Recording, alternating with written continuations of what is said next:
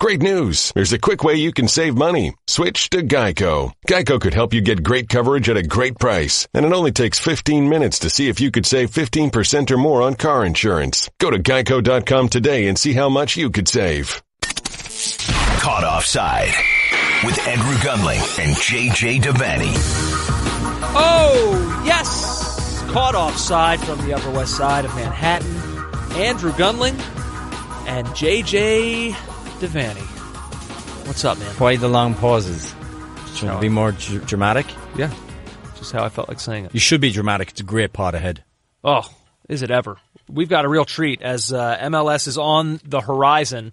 And with that, the start of a new club. LAFC will be making their debut March 4th against the Seattle Sounders. And one of the stars of LAFC, Benny Feilhaber, joins the program coming up in a short while. So you will definitely want to hear that. He's got a lot to say about his club, about the U.S. men's national team, and about very random subjects in life. One of the most creative players we've ever produced, actually. Yep. But before we get to that, back by what you could only describe as popular demand. Oh, overwhelming demand. Many people who have listened to this podcast for a few years now will be very familiar with the Wheel of Football. It had been away it's been months and months and months without it, but we're so happy that the wheel has been dusted off. New categories have been put all over the wheel, and we're ready to do it and have it spin around and around until it lands on something. Have you got the patented Wheel of Football introduction? What kind of half-wit program do you think this is? Of course.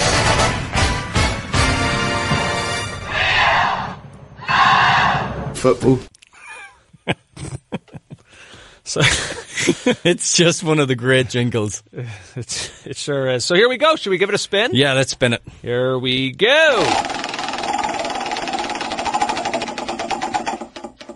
Oh, I'm so happy that it landed on this because I wanted a reason to talk about this, and now we've been gifted one from the heavens. Pitch invasions.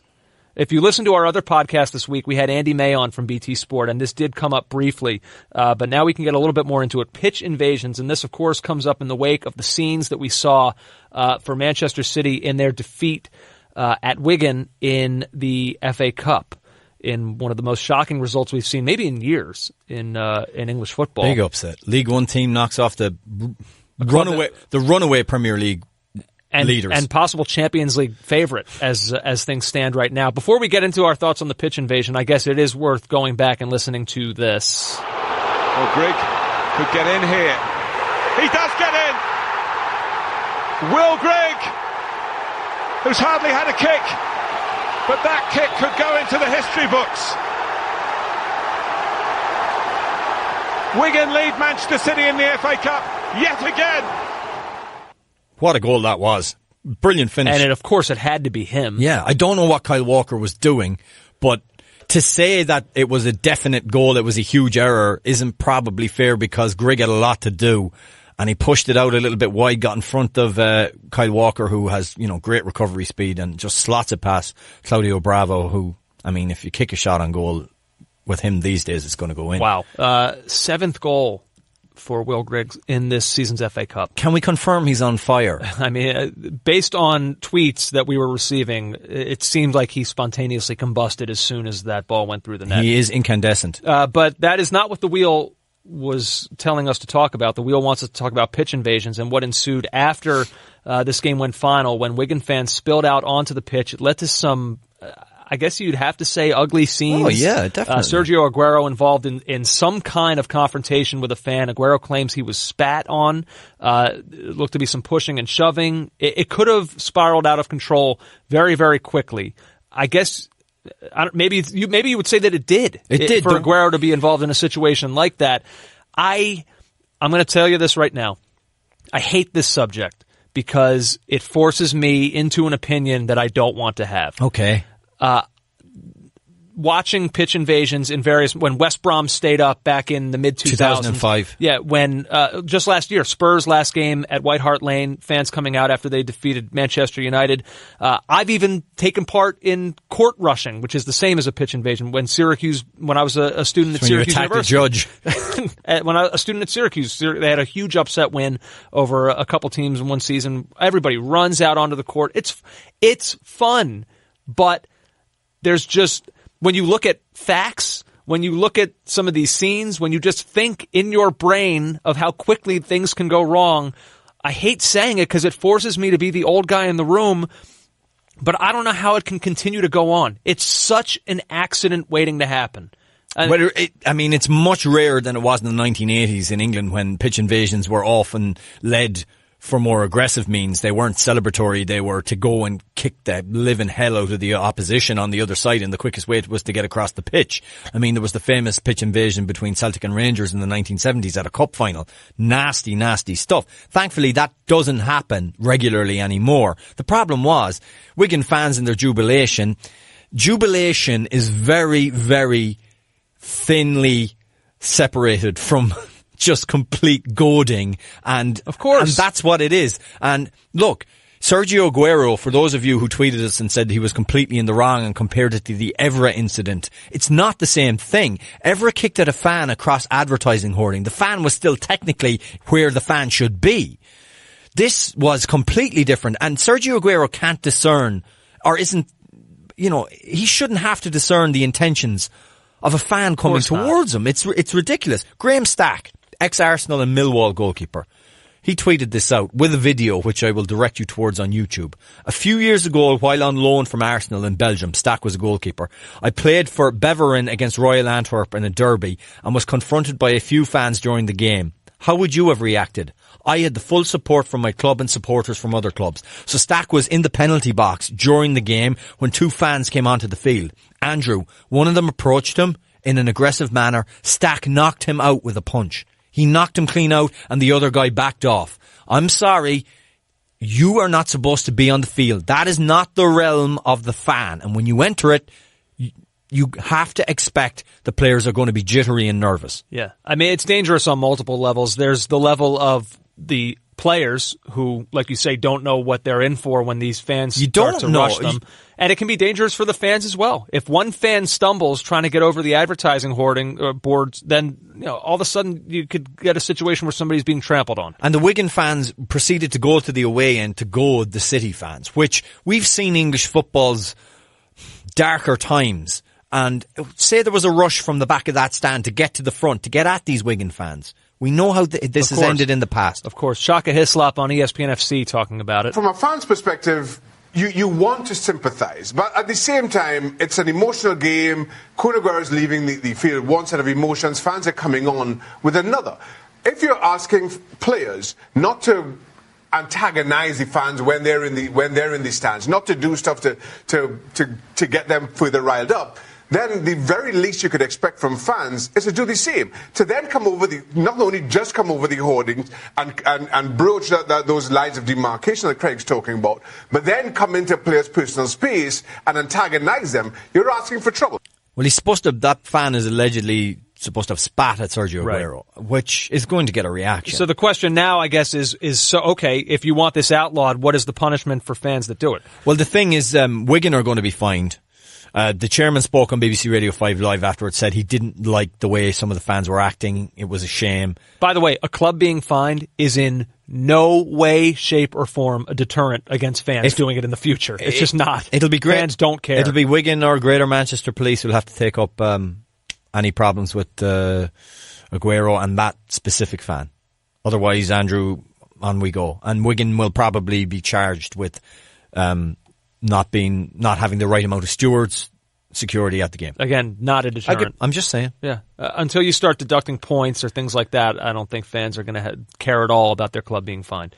All right. Second spin. Let's go for it. Oh boy. It's time for Boy Wonder What. Christian Pulisic. Oh, that boy really is special. That's right. It landed squarely on Boy Wonder Watch. Haven't had one of these in a little while, so let's do it right now. Christian Pulisic admitted this week that his form has not been at its best as of late for Borussia Dortmund. I look at this and I think it could be down to really any number of factors, one of these or all of these. For one, Dortmund are just struggling a bit, at least in maybe European competition. In the league, they are up to second, but this season the gap didn't start that well. No, it didn't. And the gap between them and Bayern Munich, they're in second, but they may as well be in fifth. The United States missing the World Cup. There's just been a lot of kind of negativity surrounding the clubs. I mean, the U.S. and Dortmund both have had their managers fired within the last several months. And the other thing for Pulisic, only one outfield player for Dortmund has actually played more minutes than Pulisic has this year, and that's a center back. Socrates Papastopoulos. Yep. So it could be any number of things. I'll be honest, I'm not worried about this kid. No, and I said before about players of a teenage age who burst onto the scene, they do have a little down period at some point, and his minutes are, I mean, Stefan Butzko on ESPN does a great article on it that you guys should read, but he notes that Pulisic has played 2,242 minutes in all competitions. 1 goal, 2 assists in 13 games. It's not great, but look, this happens with young players. It just does. He's going to have down periods. Now, there's part of me that wonders, too. The January transfer window closed only somewhat recently, and his name was brought up pretty consistently throughout. Every week with someone else. Yeah, Liverpool. United. We heard a lot of it. You wonder, too, if some of that can seep into a player's head. Even if he has no desire to leave, just the thought of seeing his name out there and linked with other clubs, I don't know what that can do to somebody's psyche. And he's done more interviews, I would say, in the last few months than he's done in a while. And I think certainly in the Players' Tribune interview, he seemed quite burdened by what happened in November.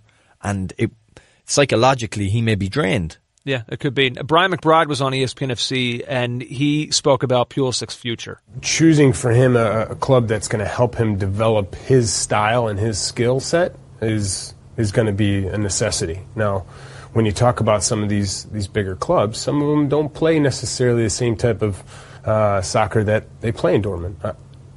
These are big decisions for you as a player, especially at such a young age. One, he needs to play. Mm-hmm. So if he's going to leave, he is right now. Right, exactly, which is a candidate to make him a decision to stay. He's also in a pretty large-sized club with an understanding of the structure, understanding of the players, and understanding of the style. So all those would give you an argument to not leave. But as a player, you always want to push the element. That's the biggest thing for me. I would just be, and maybe this isn't giving him enough credit, but okay, let's say Liverpool is a name I keep seeing coming up for Pulisic. Who knows if there's validity to it, but let's just go with that. He's not getting in that team. Yes, exactly. And now maybe we're not giving him enough credit saying that. Maybe he's every bit as good as some of those other guys, but I look at the chemistry between Firmino, Salah, Mane. I mean, they're fantastic. And he can't play he's not going to play in a holding midfield position. That's not, I mean, it's not where he's at his best. So, okay, people can want him to go to their club or leave to go to another club, but I'm kind of good with where he's at right now. I think if he wasn't starting, it'd be much more concerning. Much, much more concerning. Right. And it's interesting, I did a Periscope 2 weeks ago, and one of our listeners who regularly watches Dortmund pointed out that he thought he's probably trying too much as well. That's the classic sign of a player who's mentally tired. He's trying to do too much. He said, our listener said, he's trying to take on 2 and 3 guys at once. You know what? If he gets back to basics, he can finish the season strong, and I'm not concerned. Okay, there you go. Third spin.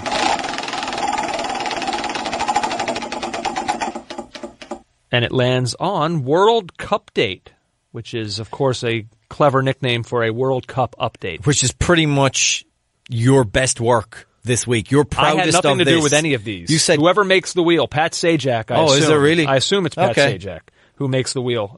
World Cup update. A couple things here, I guess, to touch on. First off, I saw this, and I think it's worth mentioning. There obviously no USA, no Italy in the World Cup, but that will not stop Fox from featuring the tournament on their primary network, regular Fox. 38 of the 64 World Cup matches are going to be on Fox. All but 2 match days will have at least one game on Fox. So it's going to get top billing here in the U.S. The other 26 matches will all be on FS1. So it's not like they're going to be farmed out to some channel that no one has. So regular Fox is going to have all these... The vast majority of games will be on regular Fox. It's a lot of diversity for Fox. Here's what Fox Sports Vice President said about the World Cup.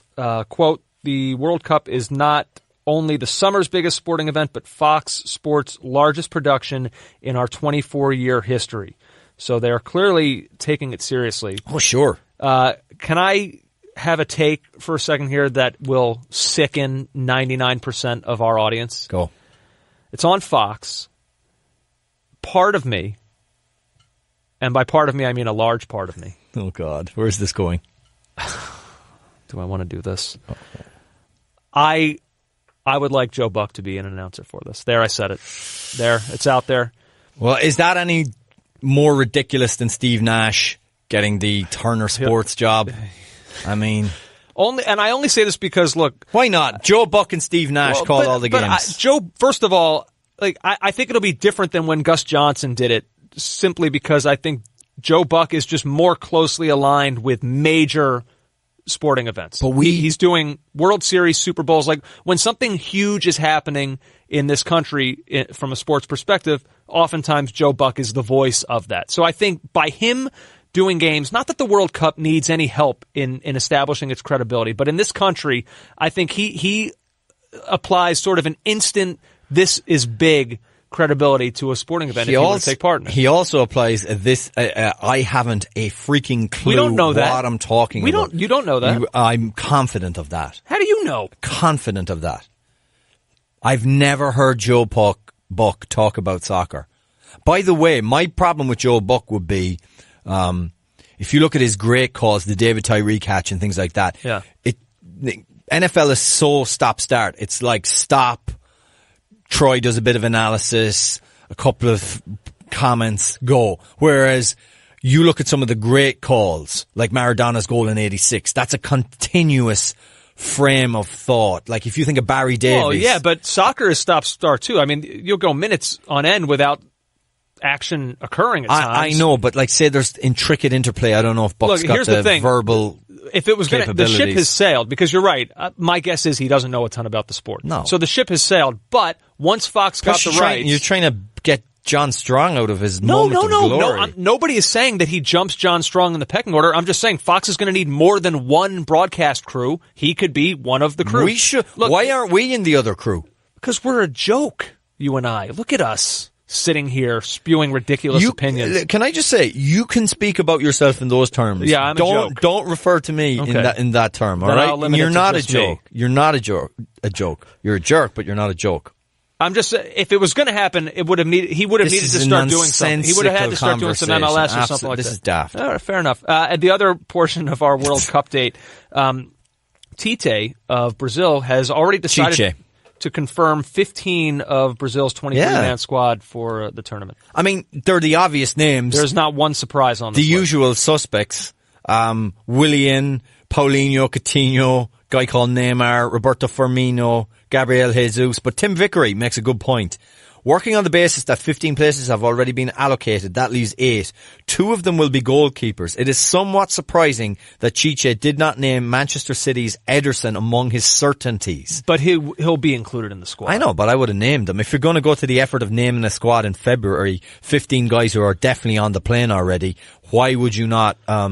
I found that the whole process of naming them weird. Oh, yeah, it's very early. If I'm Gabriel Jesus and if I'm Neymar, I know I'm on the plane anyway. I'm pretty confident I'm on the plane. Like, what's to be gained from this? I don't know. Marcelo, Dani Alves, who else? Marquinhos, Casemiro. Miranda. Yeah. Now, a couple other names that were not listed that I could only assume will be. Douglas Costa's name was not on there. I would assume he will be. Alex Sandro, his name was also not on there. I would think when it's all said and done, he will be as well. But again, we pretty much know what that Brazilian squad is going to be. But yeah, it felt very early for a squad to be listed at this stage. Yeah, I'm sure there's some reason, some psychological maybe message he's sending out, but I'm not sure. All right, fourth spin. Okay.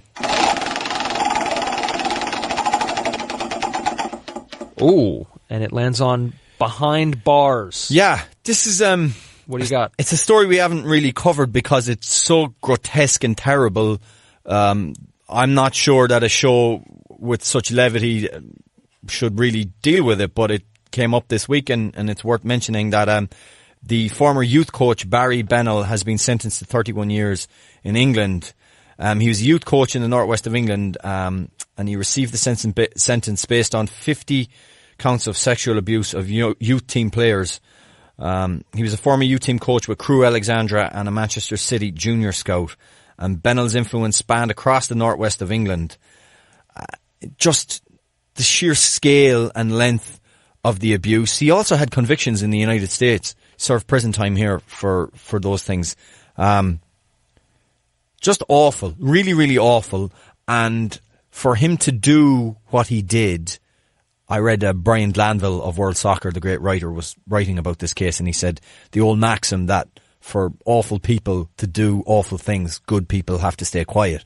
And there was certainly a cult of silence around this guy because he was a guy who could give you, or perceived to give you, what every young child dreams of, which is the chance to play professional football. And I think it kind of rings true with the Larry Nassar case here in the United States, that minors are so vulnerable, almost all in those formative years, but when they're chasing a dream, it seems as if they're extra vulnerable. Mm-hmm.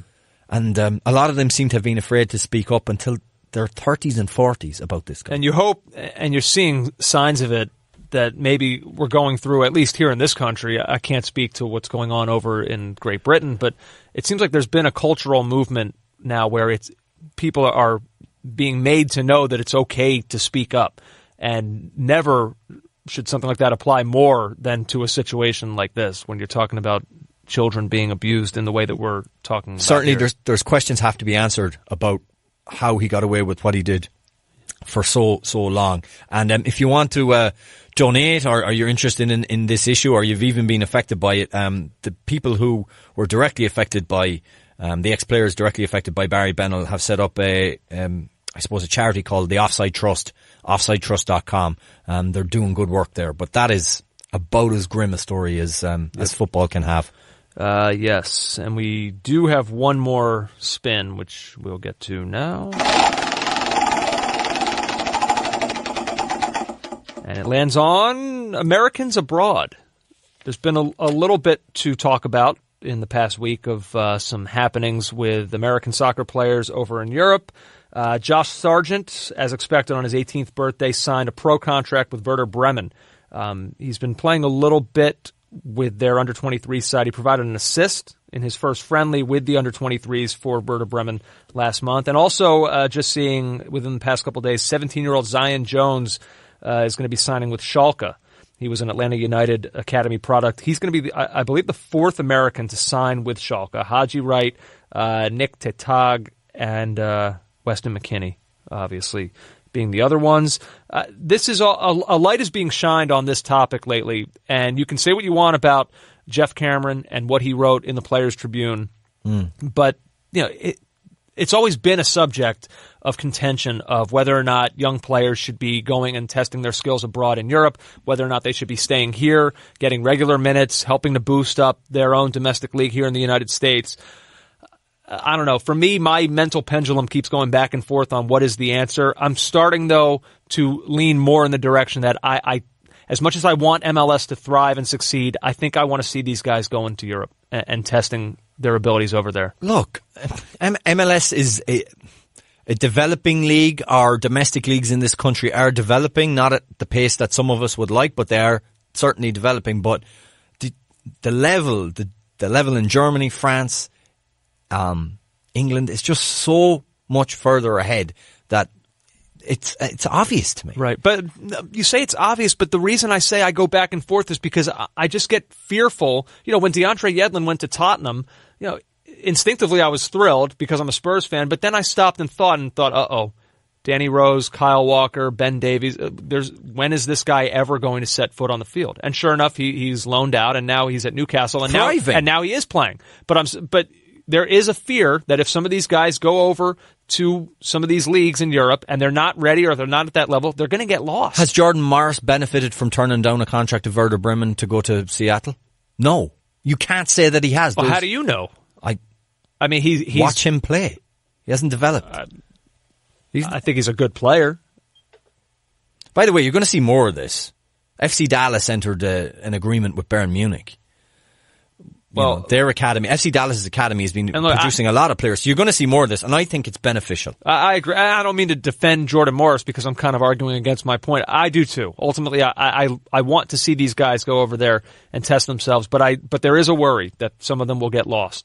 By the way, friend of the pod, Jake Keegan, who played at Galway United and then transferred back to the NASL to play with FC Edmonton, he's gone back to Ireland. He signed with Dublin powerhouse St. Patrick's Athletic. Very cool. So that's another American abroad. Good for him.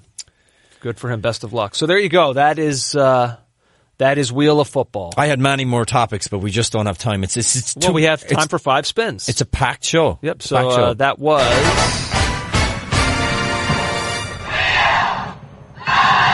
football. Andrew, are you hiring, posting your position to job sites and waiting for the right people to see it? Just like United States Soccer Federation looking for a manager? ZipRecruiter knew there was a smarter way, so they built a platform that finds the right job candidates for you. ZipRecruiter learns what you're looking for, identifies people with the right experience, and invites them to apply to your job. These invitations have revolutionized how you find your next hire. In fact, 80% of employers who post a job on ZipRecruiter get a quality candidate through the site in just one day. And ZipRecruiter doesn't stop there. Oh no. They even spotlight the strongest applications you receive so you never miss a great match. The right candidates are out there. ZipRecruiter is how you find them. Businesses of all sizes trust ZipRecruiter for their hiring needs. Right now, my listeners can try ZipRecruiter for free. That's right, free. Just go to ZipRecruiter.com/offside. That's ZipRecruiter.com/offside. ZipRecruiter.com/offside. ZipRecruiter, the smartest way to hire. So there you go. Butchered that, Reed. You really are a true pro. Where'd you go to school to learn all this? I mean, I'm astounded by your brilliance. I'll slap you. So you've called me a joke already on this podcast. I would never say something so hurtful. I would never. Mind your manners. You're on thin ice, laddie buck. Never ever. JJ, you're not that good. He might say things like that. I would never say those things to you. So our thanks to ZipRecruiter and the Wheel of Football. Another rousing rendition. The people love it. It's a great segment. I'm sure all the Twitter responses will reflect how much they enjoy it. But something else they're going to enjoy, and I'm very excited about this as well, on the program now, because MLS, it only just ended, or that's how it feels, because this league it's never ending.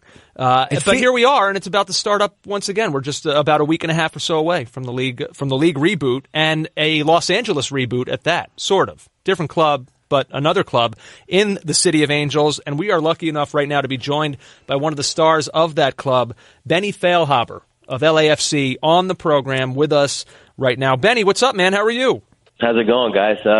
Doing pretty good. I'm excited about that March 4th game coming up soon. Yep, that's right. You guys against Seattle, defending Western Conference champs. Now, I want to talk to you about your team to start out, because when we think about expansion teams, we don't usually think about them as being win-now teams, although I guess you could say Atlanta United kind of changed the narrative a little bit with their performance last season. But I look at your team, I look at your coach, I can't help but think that this is a team that is built to win quickly. Is that a fair expectation, or are we asking too much too soon from a club in their first season? No, I think it's very fair. We're a team that is very ambitious. We definitely want to do well right off the first game, right off the first season, and I think you said it best with how Atlanta did so well last year. I think we're kind of trying to do it in our own way, but definitely following in their footsteps as well. They're a great expansion team, and I think if you ask Bob, he'll say that Chicago was also a great expansion team when he was coach there. So he's had that kind of experience, and we're definitely very ambitious to be competitive and do well in our first season. Benny, as a veteran player who left a team that, let's be honest, has been very competitive, has always been in the hunt for titles, or most years is in the conversation for a title, to leave that team and to end up at a team that's starting out what were your initial thoughts when that phone call came through that you'd been traded?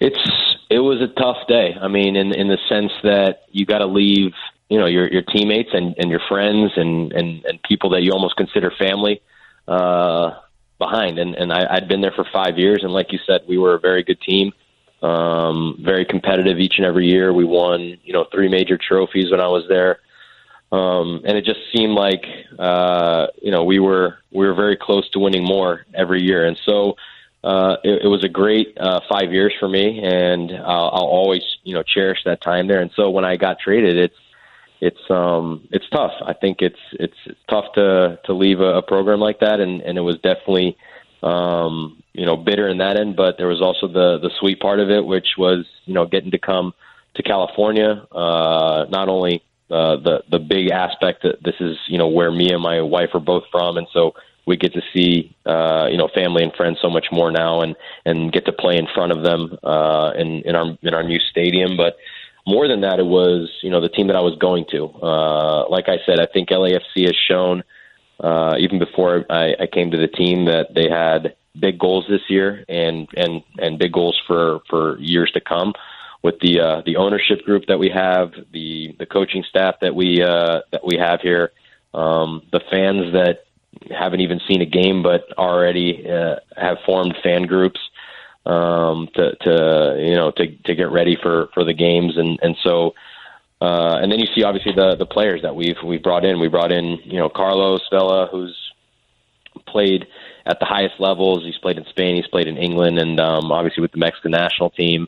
You bring in guys like Diego Rossi, who are young guys who want to prove themselves from Uruguay, and who's done so well at such a young age for a big club in Uruguay and Peñarol. And then you want to come be a part of it, and so you see guys from around the league: Walker Zimmerman, Laurent Simon, myself, and a lot of other guys that are coming in here and want to make a difference for this new expansion team. And so it's it was a tough day leaving Kansas City, but it was awesome to be able to join this kind of organization. Benny, I'm curious. You mentioned a lot of these pretty big name players that have all come together with LAFC. Is there anyone in particular in the course of training where you've watched this guy and just thought, I knew he was good, but wow, this guy is actually really good? Has somebody stood out to you in that way so far? Well, I mean, it'd probably be easy to just say some guys that I think everybody would have, kind of seen coming. But I think one guy that I think will be, very instrumental for us is Marco Arena, the Costa Rican guy. And so he was playing at San Jose, but I think, he had good. I always thought he had some really good moments, and maybe he didn't get enough opportunity. I think with obviously a guy like Wondolowski there, he's always going to score so many goals. So it just maybe took away a little bit from his game. But Marco has a real knack for goal. He likes to get in front of goal, and with the guys that we're going to try and get around him to really create opportunities for him, I see him having a big year, and I think he'll be somebody that impresses a lot of LAFC fans and hopefully fans of MLS. So excited to work with him each and every day, and I see big things for him this season. Upon signing for LAFC, you said the following: Bob was instrumental for me in terms of becoming the player that I am. That time with him helped me become the player that I was in the last 5 years with Kansas City. Obviously, you're talking about Bob Bradley. You talk to me about his influence on your career, because we often hear about managers and how they help a player's career develop. But what was it that Bob Bradley impressed upon you that made you the player that you are? Well, Bob is his attention to detail is something that always helped me, because for the most part, soccer, football is a sport that has come relatively easy for me in terms of the technical ability of it, the touch on the ball, and being able to break out of pressure and kind of maneuvering my way out, with good touches and things like that. But one thing that Bob, and he still says this to me, every day, is preparing myself to receive balls the right way, moving in the right direction, finding spots all over the field. And that's something that, as a younger player, I didn't really take much consideration of. It was more, let my own ability kind of work my way out. And yeah, sometimes that works, but sometimes it gets you into trouble as well. And so, and that's one example, but his attention to detail was really something that I think kind of helped me become a better player on the field, see other players, see where those spots are, where I can, take advantage of certain things, help my teammates out when I need to, help get out of a tight situation.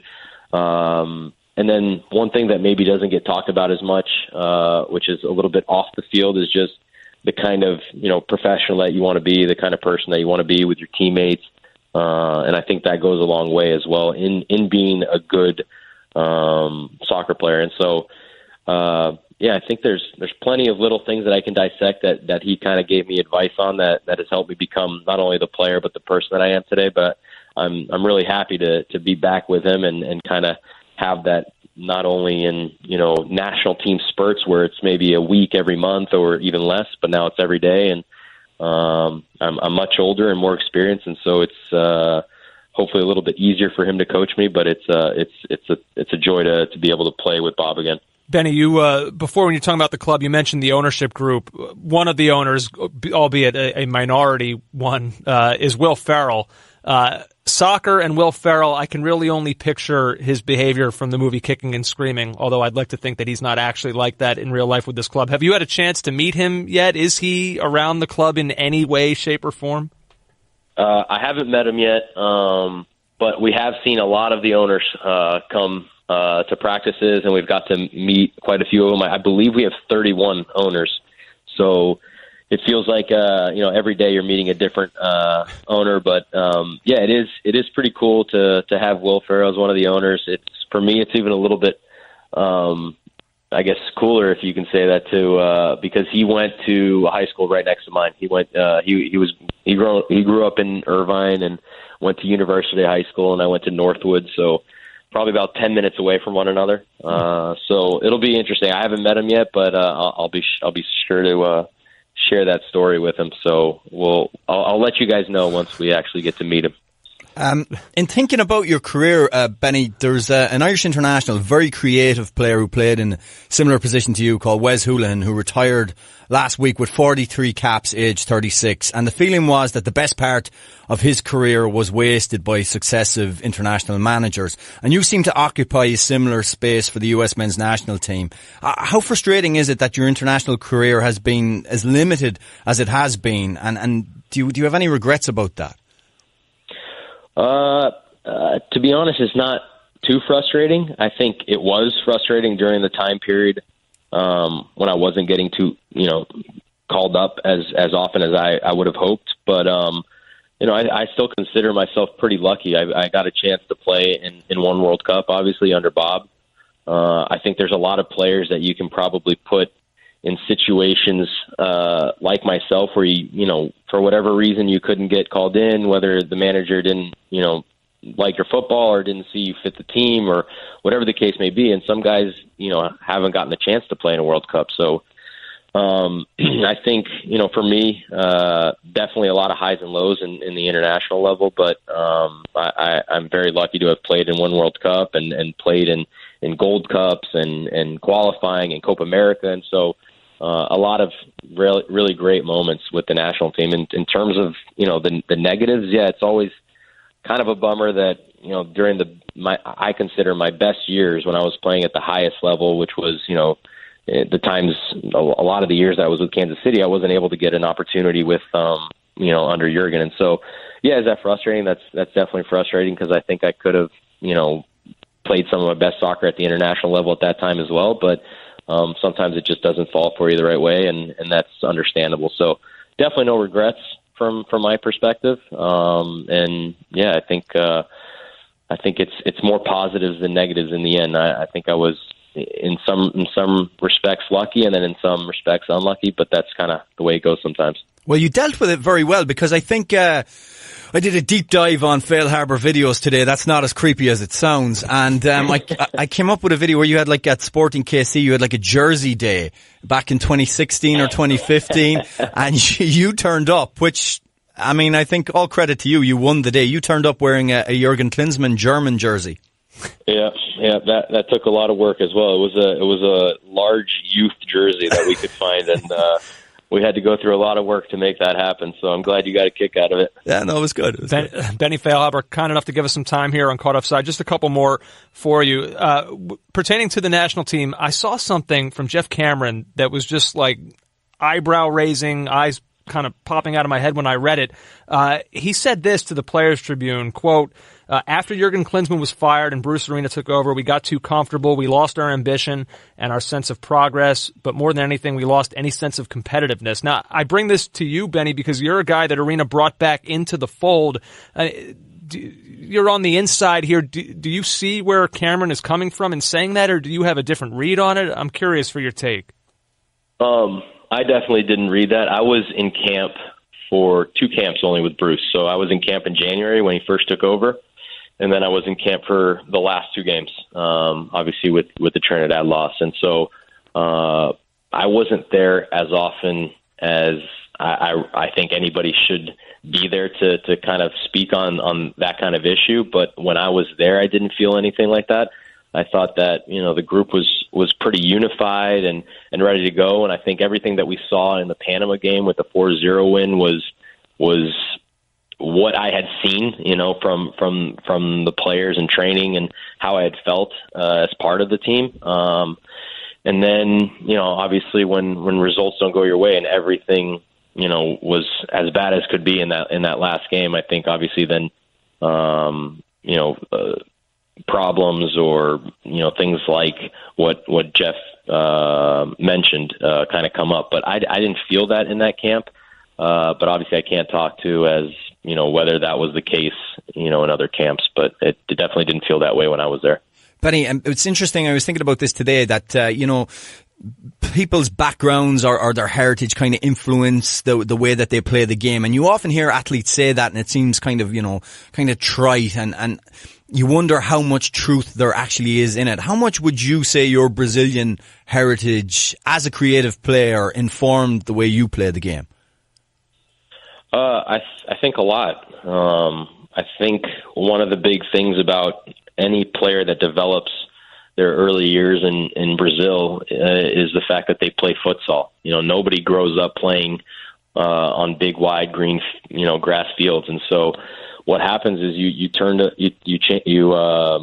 learn the abilities of futsal, and that's small technical abilities with the ball at your feet, rolling the ball on the bottom of your sole, small little techniques, and I think that's probably one of the big reasons why Brazilian players usually have those kind of technical abilities when they do get to the bigger grass fields. It's from how they learned when they were young, and I think I took that definitely from when I grew up until I was 6 there. So I played probably 2 years of organized futsal soccer. I started when I was about 4, and so I think that definitely stayed with me.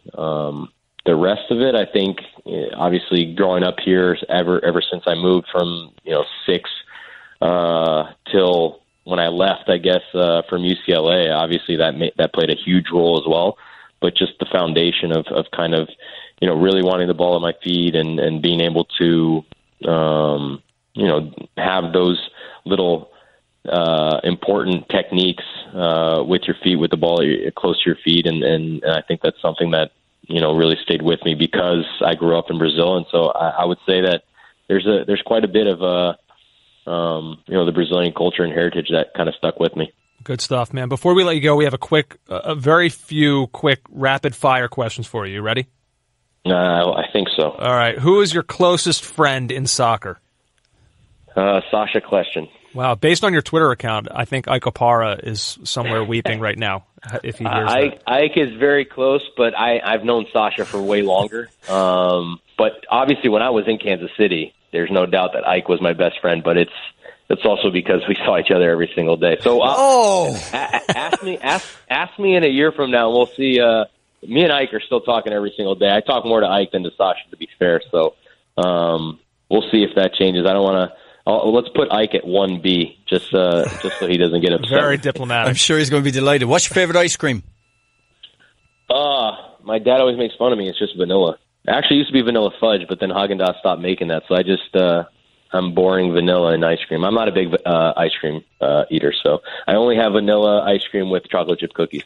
Not bad. If you could trade lives with another athlete or celebrity, who would it be? Good Lord. LeBron, easy. Not a bad choice. What music is on your iPhone right now that you're listening to? There's a lot of stuff. So I'm into country. I'm into punk rock music from like back in my high school days. I like a lot of oldies, so like 70s, 80s, 90s. What's the punk rock band from punk rock band high school? You ever heard of Newfound Glory? Oh yeah, absolutely. Yeah. Newfound Glory's in there. Then there's some emo stuff too. This is all very California. Oh, do you listen? That's all California. Do you listen? That's when I moved. I moved to California. I was 14, going into high school, and I learned all the punk and the emo bands, and so. And we actually have at the apartment that we're all staying, some of the players are staying here. I brought in Rock Band. So we'll play Rock Band with some of those, old punk songs, Blink-182 songs and all kinds of stuff. So Taking Back Sunday? Taking Back Sunday. I've seen them at a concert, actually. Them and Something Corporate. Oh, wow. Okay. Oh, my goodness. And last one from me, your favorite team to root for, purely as a fan? Favorite team to root for? Let me think. I want to give an honest answer here, not just say Barcelona, just to say Barcelona. It can be any sport, for what it's worth. Well, if it's any sport, well, then I have real teams. I love rooting for the Cavs, even though it's painful sometimes. But no, let me go soccer. My dad would love him if I say Botafogo from Brazil, but I don't think I watch him enough anymore. To root for, I guess it's probably the Cavs, to be honest. Okay. I take it back. It's probably the Ravens, but I might have to quit on them if they keep up with this, mediocrity that they've been in since they won the Super Bowl in 2013. So yeah, the Ravens. Hard. I'll go with the Ravens. All right, final one from me, Benny, and I'm sure you'll take this the right way because you seem like a fun-loving kind of guy. True or false? Feilhaber is German for not on the roster. That's pretty similar, actually. I think German is nicht in Kader, so it's kind of Feilhaber. It kind of rhymes with it, but no, it's not. It's not the same. Well, there you go. Fair enough. That could have gone badly wrong. That was probably the slowest fire rapid questions I've ever had. I answered them so slowly. Sorry about that. No, that's okay. We're thoughtful men. We like to think about this. Will all be edited. People will think that it was instantaneous, right at the tip of your tongue. Well, hey man, I know this is a busy time of year. You're getting ready, like you say, March 4th against Seattle. We appreciate the time. Really, we'll be rooting for you. We'll be watching, and thanks so much. All right, thanks guys for having me. Oh, Benny Feilhaber, very cool. Great to have him on. Stuff, man. Yeah, really good player, and. It's always been kind of head scratching as to just like where he went during a lot of his prime years, that he wasn't getting call ups for the U.S. men's national team that he probably should have been. We talk about how creative Pulisic is and that we haven't had a player like that. Well, I'm not saying Feilhaber is as good as Pulisic, but certainly for a while there he was as creative as we had, and unless it was Bob Bradley, he never really got a go. And we'll talk about it next week, but that team is good.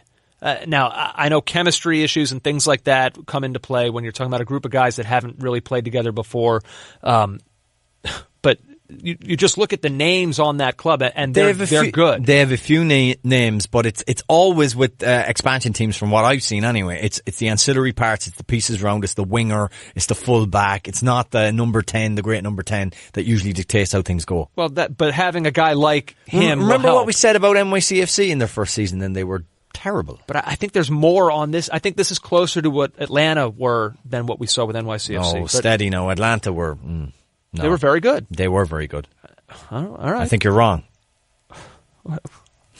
What do you have in our big, bulky mailbag here? At CO Soccer Pod, caughtoffsidepod@gmail.com. Harry in Seattle kicks us off. What are your guys' thoughts on Ronaldo making the ball move before he strikes it? Seems to be confirmed by Rio Ferdinand that was something he used to practice. Really? Yeah. Ferdinand said he used to stamp his standing foot close to the ball so that it would pop up a little bit. So the soil would... Amazing. Yeah. Have you ever seen anything like this before? I have not. I'll cede the floor to you. Yeah, no, this wasn't intentional, certainly wasn't intentional, but I've told you this story before, Andrew, about a ball famously moving prior to a penalty kick, and I've been dying to tell our listeners about this. This was in the second group game of Euro 96, England versus Scotland, 0-0. Scotland get a penalty, and the ball moves ever so slightly off the spot. Gary McAllister misses it, Seaman saves, England go on to win, but Yuri Geller, who's come up on the show before, says he played a hand in what happened. And who is he?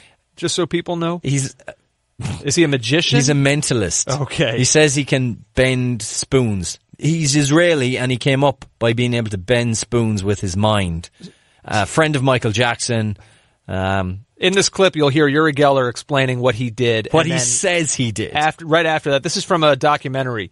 And then right after that, you're going to hear a quick take from a comedian, Rich Fulcher, who weighs in. I looked out of the window and I shouted, 1, 2, 3, move! It's Gary McAllister this week. Move! Oh, saved by Seaman! Lo and behold, the ball moved. I saw it move. I myself. The ball did move. It's clear as day. Yeah. Oh, it rolled. Yeah. But it's unbelievable. It really is. Now, he obviously did something with his powers. No, he didn't. He claimed it afterwards. Look, I believe in Yuri all Geller. kinds of magic. And he did something magical in that moment. That's the only way it can be described. I'll tell you, I remember watching the game live. It was freaky. Ed Chaplin, guys, I was walking to the Eagles parade last Thursday and decided to wear my Chelsea hat and switch to the Eagles hat when I got there because the Chelsea hat was warmer. A lot of hat talk. As I passed a group of guys, one saw me and yelled, "Hey, you are wearing the wrong team," and then started singing, "Come on, you Spurs." Was that Andrew? No, it wasn't. But I will say that I did see a guy there wearing a Tottenham hat. He was wearing a Chelsea hat. I know, but I saw a guy wearing a Tottenham hat. So maybe it was that guy. And I was thinking of saying something, because I was at the parade. I was thinking of saying something to the guy in the Tottenham hat, but I just thought it's not the day for that. Also, with defeat in the North London Derby, can we finally write off Arsenal's top four hopes? Only a week earlier, it seemed they might go on a run. Huge fan, Eddie. Thanks, Eddie. I wouldn't write them off entirely, but it's not looking good. Well, I mean, you look at Arsenal right now, they got 45 points, and the fourth place spot is currently held down by Chelsea, who've got 53. So an 8-point gap. Am I going to tell you that it's impossible? No. No, but it's unlikely. I don't see it. No, I don't see it. Alec Benson, with the US electing a new president, when do you think a new US men's national team manager will be chosen? In your opinion, who are some of the front runners for the job? Love your podcast. Never miss it. Keep up the good work. Thanks, Alec. Front runners, I have no idea. But no clue. We talked about, sorry, that's such a bad answer. Yeah, but they don't even know.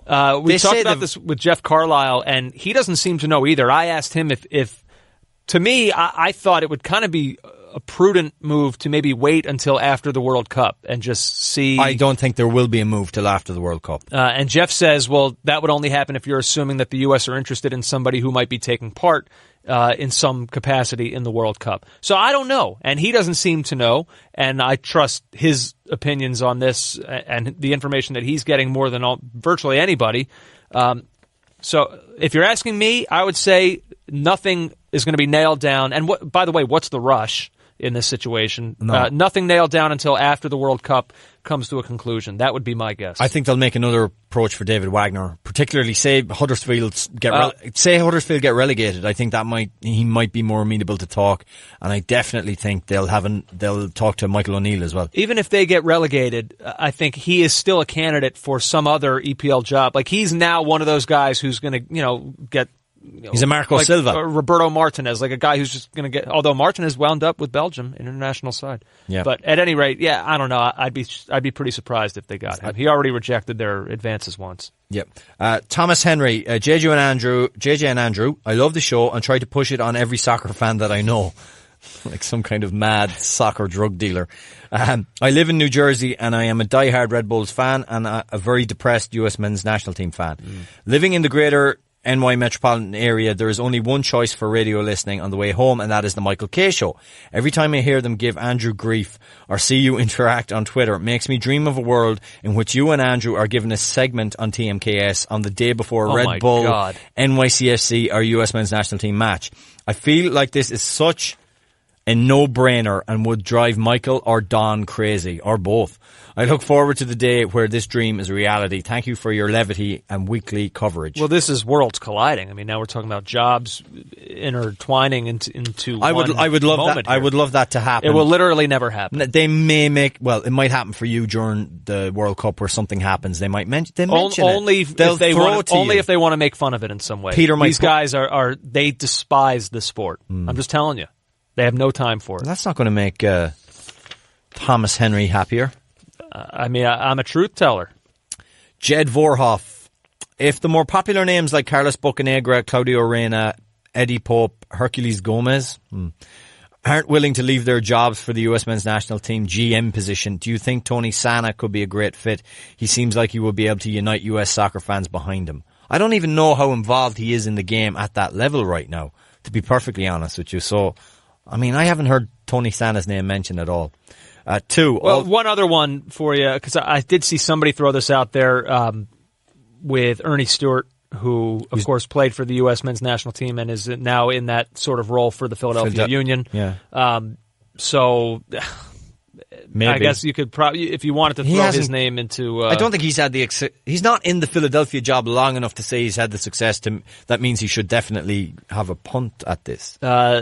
Tony Sane, by the way, I'm just reading off of his bio here on Wikipedia, operates his own soccer camp system in the Midwest and U.S. Virgin Islands, also a coach and consultant for the club soccer team Minneapolis United. Yeah, so I don't know. Also, what do you think of the name Cluba Libre for Beckham's new team?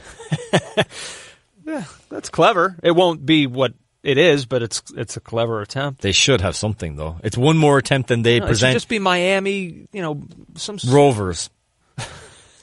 And Nathaniel Koloff finishes off. He's a Bayern fan extraordinaire. Is he? Wow. Didn't realize that. Didn't get a chance to watch much of the game. I will say, first of all, that I'm really happy to see Muller starting to find his form again. Having him, James and Koeman finding their form, I feel is going to make Bayern dangerous again in the Champions League. I saw an insane stat pertaining to Thomas Muller that when he is involved, I think it's when he's involved in a goal, so whether it be a goal or assist, they've won or they're unbeaten in their last 62 matches. When he plays well, basically.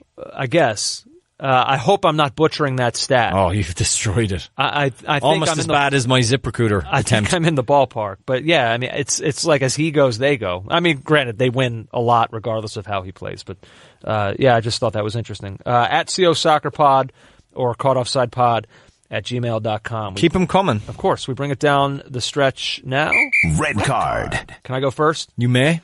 A few red cards to hand out here to Johnny Evans, Gareth Barry, Jake Livermore, and Boaz Myhill.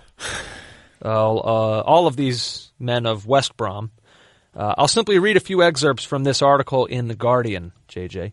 The players are highly unlikely to face punishment in Spain after a Barcelona court decided not to pursue a case against the 4 West Bromwich Albion players after they allegedly stole a taxi in the city last week. An investigating magistrate decided to archive the case because of a lack of evidence owing to the taxi driver's decision not to press charges. Had the driver, who was left stranded outside a fast food restaurant at 5:30 a.m. last Thursday, decided otherwise, the players could have faced heavy fines and or community service in Catalonia. The quartet were alleged to have, quote, I can't even say this with a straight face. They were alleged to have, quote, borrowed his vehicle in order to return to their city center hotel where West Brom were having a break. The 4 players who apologized for their involvement in the incident and breaking midnight curfew have been told the case will be reopened only if compelling evidence emerges. They were so drunk that they were refused food at McDonald's. Who gets refused food at McDonald's? Also, if that's how they were, who drove the car back? How is there not more evidence? Who just borrows a taxi and leaves the taxi driver on the side of the road? Do you think? How does that accidentally happen? Do you think perhaps Premier League money changed hands? Gee. By the way, I would never think something so untoward could go on. This time of year, I promised someone on Twitter and I didn't do it. I'm going to do a rundown of mid-season break, because this is when traditionally teams who are out of the cup get a chance to do these things. Some of the things that have gone on in Spain for relegation. I mean, I think it's 11 years. It's 11 years yesterday since Liverpool beat Barcelona in the Nou Camp. Right? Mm. The week prior to that, Liverpool were on a break as well. And Craig Bellamy attacked John Arnorisa with a golf club. Both guys, by the way, were on the score sheet that night in the Nou Camp. That worked out well. This is not working out well for Pardew. This is a team that is heading for the championship. Oh, yeah. Can't buy a victory. No. By the way, speaking of Pardew, on this trip, he also had his wallet and cell phone stolen while at a bar on Tuesday. Pards. Boy, it sounds like this 3-day bonding trip really, really went right according to plan. I'll tell you, if the Boing Boing Baggies manage to avoid relegation this time, it'll be a miracle. Johnny Evans was stripped of his captaincy, but I think I read today he will be reinstated as captain. So, lesson learned, I'm sure. I heard he was crying into his pint, saying, I should have got a City. My red card. Andrew, remember that fairy tale of Leicester City? The rags to riches story, the true underdog story, the once-in-a-lifetime Leicester City. Oh, don't do that. Well, this is a tweet from David Kahn of The Guardian today about just a little bit about part of that fairy tale that's maybe tarnished somewhat. Leicester City won promotion in 2014, having made a £21 million sterling loss. Financial fair play rules set a maximum £8 million loss. They have now paid the Football League $3.1 million to settle a dispute over this. Little detail given, except the English Football League says Leicester made no deliberate attempt to infringe the rules or to deceive. I'm just going to leave that there, okay? Just leave it there. Very interesting. Caught Offside's man of the match. Yeah, but they're a rags to riches story. Yeah. Let's see. My man of the match, you're not even going to believe the words that are about to leave my mouth. Wow. I can't even believe I'm about to say them. Russian authorities.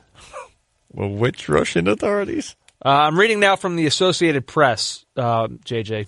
Russian authorities in 2 cities say they have issued hundreds of fines after finding many hotels were illegally hiking prices for the World Cup. The Rospotrebnadzor. Beautifully said. I don't even know what... the Rospotrebnadzor Stop saying consumer it. Just call it Ross. Regulator says that one Moscow hotel raised prices up to 570% above what is allowed by government decree designed to prevent excessive profiteering during the tournament. In the Ural mountain city of Yekaterinburg, where Mexico and France are going to play a group game, the regulator said it fined 7 hotels, some of which were charging almost 3 times the allowed rate for rooms. Russian authorities have taken a hands-on approach to regulating hotel and travel costs during the tournament to prevent negative publicity of visiting fans being charged large sums. You know what we always say, JJ, when the Russian authorities get involved, the public wins. Oh, everybody wins. And that seems to be... But look, they're doing the right thing. I mean, this is good that they're doing this. Oh, yeah. This is disgusting. They're fantastic at, regulating their hotel industry. Not so much... Okay. Just stop there. Not so much doping in sport. Not so much interference in foreign elections. But everything else is fine. They've got... Hey, don't worry about it, America. We got our hotels sorted. Man of the match. Hector Bellerin speaking at the Oxford Union, that most esteemed venue for public intellectuals to speak. And Hector Bellerin. He covered many issues, including something that is quite near and dear to my heart, the trend of football supporter fan TV, which has exploded and which even we've been compelled to feature in previous weeks on this podcast.